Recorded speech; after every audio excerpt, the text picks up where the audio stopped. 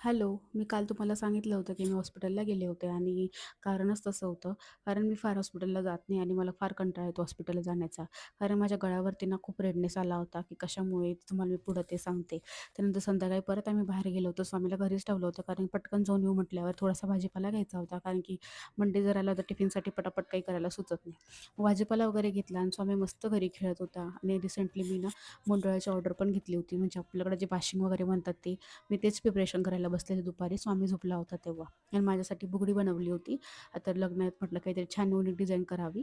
तर म्हटलं आता ही करून बघूया आधी. तर खूप छान वाटत होती. तुम्ही कानातले म्हणून पण यूज करू शकता आणि बुगडी म्हणून सुद्धा. तर बघा कसं दिसतंय छान-छान.